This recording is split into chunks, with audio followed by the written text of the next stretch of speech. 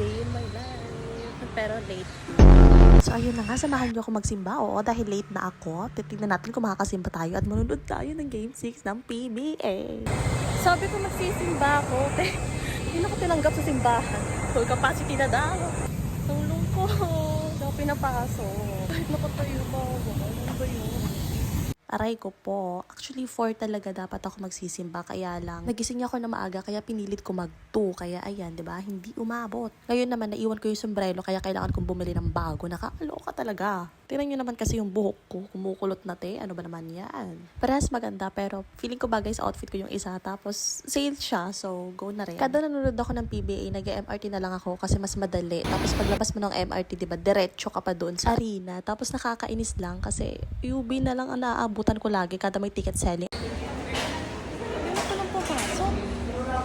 Ito yung view ko sa UB and guess what? Andun ako sa pinakaunahan ng line sa UB. Pangarap ko talaga mag-courtside pero tignan mo naman, 'di ba?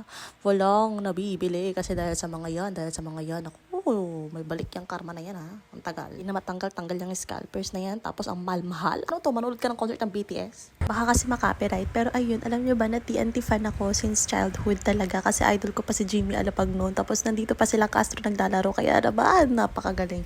But anyways, maganda rin naman ang Hinebra. Family ko Hinebra. Ako lang talagang TNT. But, mas a basher. Charis.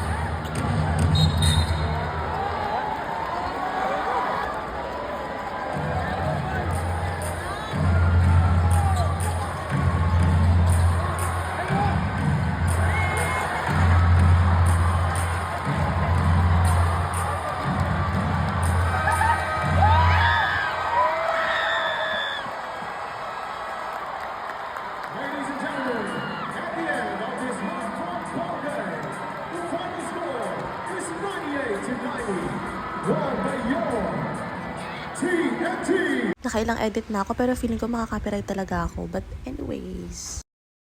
O diba, panalo team ko. Uuwi ako masaya. Pero ito ang plot twist Naiwanan ako ng tren. As in, nawalan na ng tren.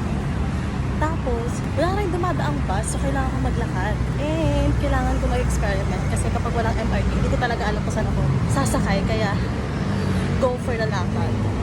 Alam mo yung feeling na ang daming reason para mainis. Pero hindi ko magawang mainis. Kasi, panalo yung TNT.